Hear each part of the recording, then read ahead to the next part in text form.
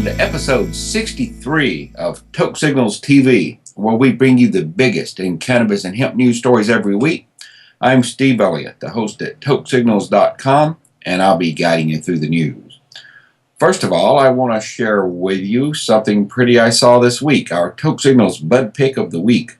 Somewhere in Washington, I had the opportunity to visit a very lovely garden, and among other beauties, I saw this plushberry, an indica dominant.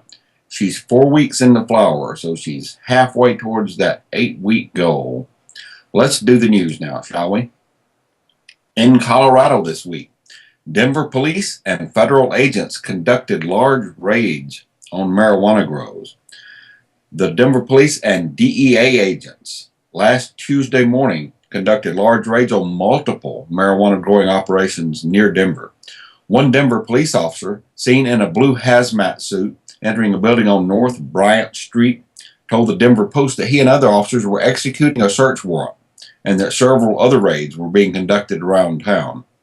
It's a very large and successful investigation, claimed James Goff, group supervisor of the DEA's Special Support Unit in Denver. We're assisting, he said. Goff called it an ongoing operation and wouldn't comment other than to say it involved the Denver Police Department and the Colorado Attorney General's office. The Denver Police Department announced at 10:30 a.m. on Tuesday on Twitter that area law enforcement officers were conducting an ongoing investigation into drug activity, but claimed no further information was available. Denver Police spokesman Ron Hackett said officers are investigating illegal drug activity at multiple locations, reports the Denver Channel. Hackett said the department may provide more information about the raids later. The cops were already there around 9 p.m. when she got to work, according to Nate Perini, who works at edibles manufacturer Edipure, next door to the raided grow operation on North Bryant Street. Yeah, they're getting raided, she said. Tuesday's large-scale raids came 11 months after local and federal law enforcement officers raided several large marijuana businesses, the largest such raid since marijuana became legal under implementation of Amendment 64, approved by Colorado voters in 2012. And in California this week, cops were seen wearing "Fuck the Growers" shirts during San Diego medical marijuana raids. Marijuana for medicinal purposes was legalized by California voters at the ballot box back in 1996, but some law enforcement types apparently still haven't gotten the message. Police routinely terrorize thousands of patient cultivators every year with warrantless, no-knock raids, willfully ignoring established law. And now a San Diego narcotics officer has been photographed wearing a t-shirt reading "Fuck the Growers, marijuana is still illegal," while raiding patients. Advocacy group Reform California on October 24th posted pictures of a San Diego Narcotics Task Force officer wearing the profane shirt during a Wednesday raid in Imperial Beach. The photo was reportedly snapped by a 10 News photojournalist. While marijuana is still illegal under federal law for any purpose, state law enforcement officers are supposed to uphold state laws. California residents with a doctor's authorization can possess or grow any amount of marijuana deemed medically necessary by their physician. The state attorney general guidelines, backed by Attorney General Kamala Harris, called for less than 8 ounces of dried flowers or 6 mature plants per patient. However, a mysterious state-funded force, including officers from the AG's office, recently conducted warrantless raids on medical marijuana growers on the same day Harris laughed when asked about her position on legalization, according to Reform California. Meanwhile, you have the California Narcotics Officers Association insisting upon living in denial in some sort of weird, ignorant time warp, claiming that cannabis isn't medicine. The CNOA publishes tips for its members on how to help imprison qualified medical marijuana patients, according to the SF Gate. About 20,000 Californians were arrested on marijuana charges in 2013. In the United States this week, law enforcement officials toured states to lend a hand to drug policy reform initiatives. So it seems all the cops don't agree with those drug war tactics of the last 2 stories. As the midterm election approaches, representatives of law enforcement against prohibition, LEAP, are hard at work educating voters about the need for drug policy reform in states with relevant initiatives on the ballot. A pair of police chiefs retired Seattle Police Chief Norm Snapper, and sitting Police Chief Larry Kirk are in Alaska, where voters are about to weigh in on an initiative to legalize, regulate, and control marijuana. That's Measure 2 in Alaska. The two police chiefs went to 7 towns between them, from Anchorage to Kodiak, to educate voters on the public safety benefits of legalization. In the meantime, a former prosecutor and retired lieutenant sheriff are doing a similar tour of Oregon for Measure 91, and a former police officer and former customs agent are speaking to Florida voters about medical marijuana, Amendment 2. These tours have included meetings with civic clubs, conversations with the media, and debates with opponents. Unfortunately, midterm elections historically have low levels of turnout, so their results don't reflect the will of the people as completely as votes in presidential years, said Major Neil Franklin, retired, LEAP's executive director. We hope that these initiatives, so vital to public safety, community relations, and basic issues of fairness, will change that we'll see greater participation from both sides of the aisle and important changes in drug policy across the nation. LEAP also supports Initiative 71 in Washington, D.C., which would allow residents there to possess up to 2 ounces of marijuana for personal use and to grow up to 6 plants. And Prop 47 in California, which would defelonize low-level nonviolent crimes such as drug possession.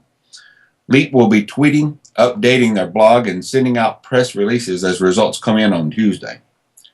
Marijuana legalization is vital to improving public safety, said Police Chief Larry Kirk. Under the current system, purchases are not age-restricted. All the profits go to criminals, and thousands of people a year are being burdened with arrest records that will haunt them for the rest of their lives. Speaking as someone who has never used marijuana, these states can do better, Chief Kirk said. In Oregon this week, 30 law enforcement officials endorsed their marijuana legalization measure. With only 6 days left before ballots are due, 30 law enforcement officials from across the western half of the United States endorsed Oregon's Measure 91 to regulate marijuana.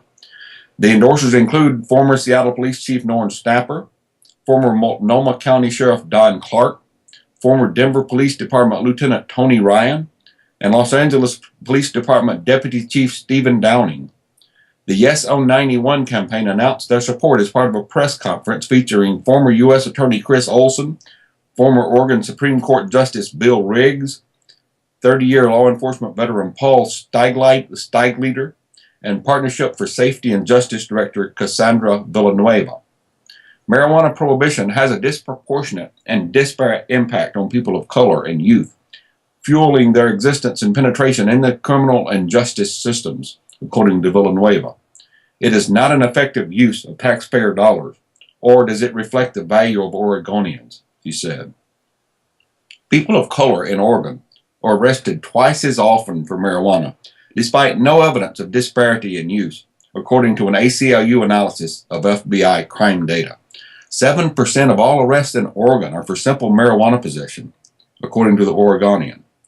The press conference featured a giant $50 million bill representing the money spent in Oregon every year on enforcing marijuana laws, and that's according to an economic analysis by the ACLU. New advertisements have also been released from the campaign for Measure 91, featuring Oregon's former Chief Federal Prosecutor Chris Olson, retired Oregon Supreme Court Justice Bill Riggs, former Multnomah County Drug Unit Prosecutor Darian Stanford, and other law enforcement officials. Big news from Chile this week, as the government there approves the planting of 850 marijuana plants for cancer patients. The Chilean government has granted permission to a nonprofit organization to grow those 850 cannabis plants in a residential area of the capital city of Santiago. This cannabis, which is being planted in La Florida, a district of the capital city, will be harvested next April and turned into oil, which will be used as a painkiller for 200 cancer patients, reports the BBC. It's the first project of its kind with state backing anywhere in Latin America, according to the BBC. Much of the cannabis debate in the region has centered in Uruguay, which this year, of course, legalized marijuana, becoming the first nation in the world to do so. In Chile, meanwhile, the authorities permit the use of cannabis only for medicinal purposes. We don't want to get into a debate about the personal use of marijuana, said Mayor Rodolfo Carter of La Florida. Let's stick to the medical issue, Carter said. This is about providing people who are suffering from cancer with a natural, healthier, and cheaper treatment for their pain. The local nonprofit Daya Foundation will oversee the project, which will be accompanied by a clinical study into the effectiveness of cannabis oil as a painkiller. Eventually, we want to make cannabis medicine available for everybody, even if they can't afford it, said Nicholas Dormal, co-founder of the foundation. But for now, we will concentrate on these first 200 patients. The project, which aims to give cancer patients a cheaper, homegrown alternative to expensive imported drugs, could be expanded, if successful, to provide medicine for people suffering from other diseases, notably epilepsy. The authorities have erected an electric fence and barbed wire around the cannabis plantation in La Florida to stop people from pilfering the pot patch. Cannabis can have some negative side effects, but they are really insignificant beside other legal medicines, Dormal said. If you put the negative and positive effects in the balance, cannabis is much better than traditional medicine. Back in the United States, the war on marijuana defies science. Doctors testified this week in federal court.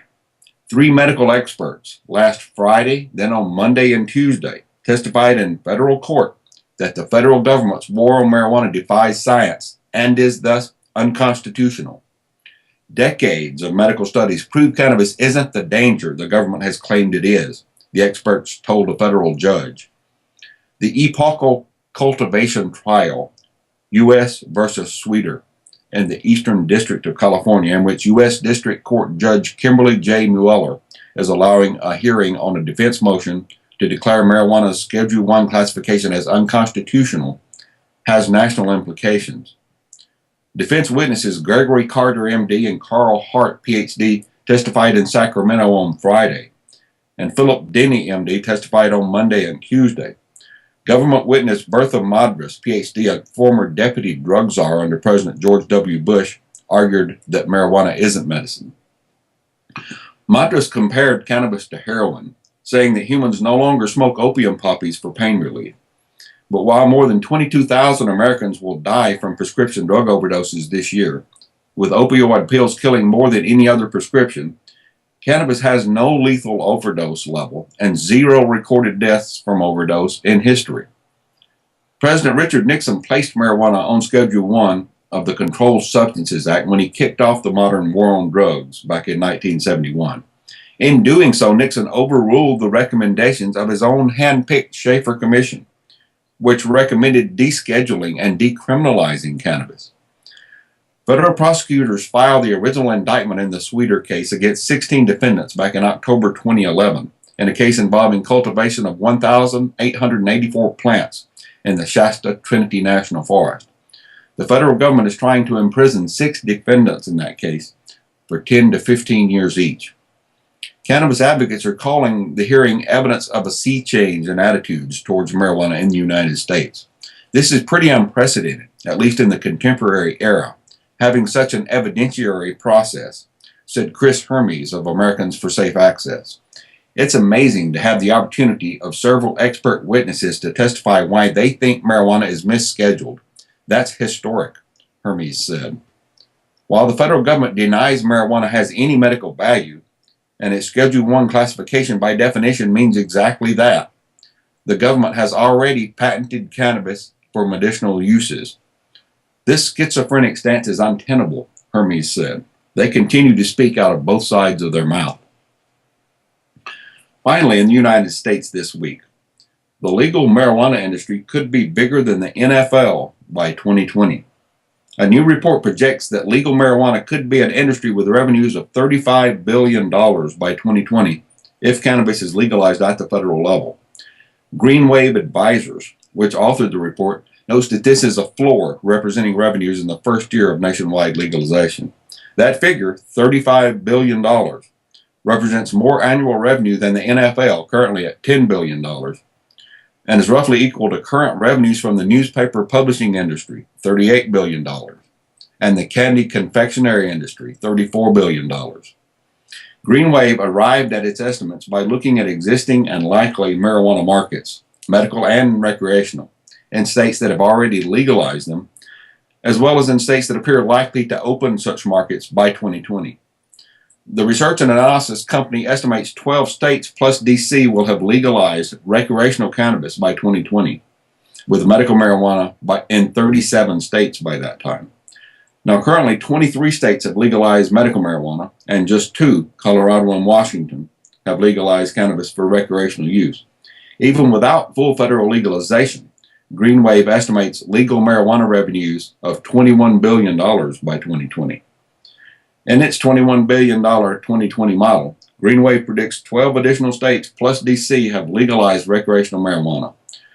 Alaska, Arizona, California, Hawaii, Maine, Maryland, Massachusetts, Nevada, New Hampshire, Oregon, Rhode Island, and Vermont are considered the most likely to legalize marijuana next by 2020. Considering the legal marijuana industry generated roughly $1.53 billion in revenue in 2013, according to industry research group ArcView Market Research, it's reasonable to assume that there's a lot of growth potential between now and then, the Washington Post reported. One of the keys to achieving growth in the marijuana industry will be an automation and compliance, according to Shannon Illingworth, founder and chairman of AVT Incorporated, which specializes in automated retailing systems, storage systems, and vending machines. We are in the best position to profit from the rapidly growing marijuana industry, Illingworth said. We're not involved in any of the riskier sectors of the industry, such as growing or dispensing, but can participate in the market growth by providing automated systems through our clients. Every time another state or another city allows legal cannabis sales, we increase our base of potential sites for state-of-the-art systems, Illingworth said. While the Justice Department has, under the Obama administration, taken a hands-off approach to legalization in Washington and Colorado, that could change depending upon who wins the White House in 2016. The federal government classifies marijuana as a Schedule I controlled substance, legally considered equal to heroin or LSD. Cocaine and methamphetamine as Schedule II substances are officially considered less dangerous than marijuana by our federal government. I'll leave you some time to try to comprehend that insanity. Until next week, stay lifted. See you then.